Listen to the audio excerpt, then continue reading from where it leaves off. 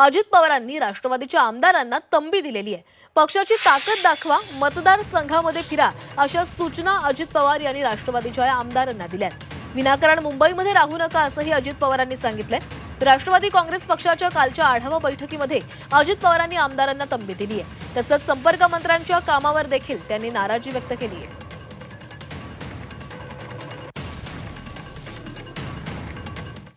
स्थानिक संस्था निवडणुकांसाठी तयार रहा अशा सूचना अजित पवारांकडून देण्यात आल्यात।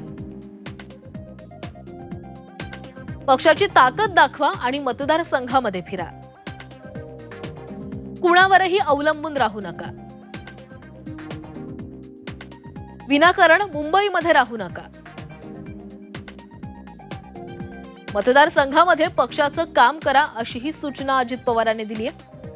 नेमलेल्या संपर्क मंत्र्यांनी जिल्ह्यामध्ये काम करावं असंही त्यांनी सांगितलेलं आहे। 50% संपर्क मंत्री काम करत नाहीत अशी नाराजी त्यांनी व्यक्त केली आहे।